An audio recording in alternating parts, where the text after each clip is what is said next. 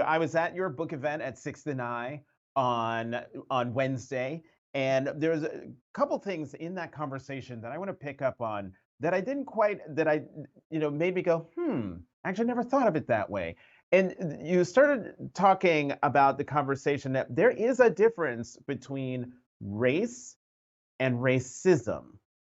Talk about that. Well, when we talk about race, we automatically assume that we might be talking about racism. But even the conversation about racism is often broader than we think about it. So when we think about racism, we think about big, kind of institutional barriers.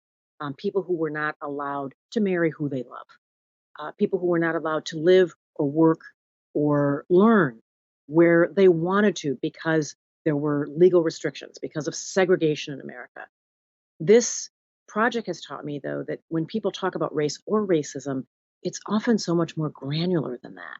So someone writes in something simple about being an Asian student who is struggling in school a little bit, as students sometimes do, but that the teachers treat them differently because there is an expectation that they should be a super student because they are Asian. There's an expectation that they should be great at math, that they should just sail through and have, 1,500 SATs. And because of this, the student feels sort of like a double dose of shame. Now, when we think about racism, we probably don't think about, an incident like that. Um, and this project has helped me understand that. And also understand that when we're talking about race as opposed to racism, you're not always talking about barriers or bad things happening to people. You're also just talking about people who are trying to figure out how to coexist. The clip that you mentioned in the intro, it's interesting to me that lunchrooms come up in these stories sometimes because Mhm. lunch people are thrown together. And oftentimes that's an opportunity to get to know someone, right? You're sitting and having lunch with someone in the break room, at the Washington Post that happens. The people who clean up behind themselves and the people who don't. We won't name names, but that kind of thing happens. But in American lunchrooms, when communities change and they evolve, you also have instances where people are coming together and they're speaking different languages. Sometimes they're stepping outside on Friday to do Friday prayers, and not everybody understands that. They're bringing food with them that looks different, smells different.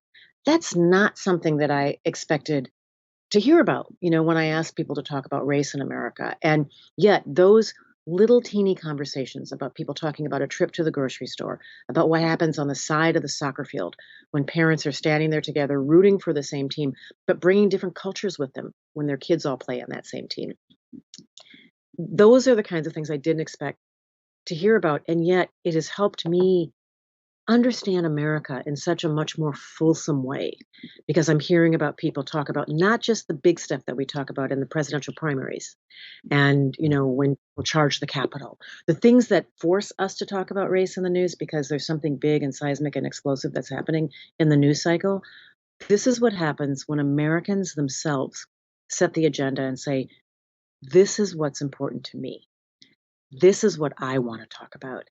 And when they talk about what they wanna talk about, it's sometimes very different than the conversation we are leading in American newsrooms.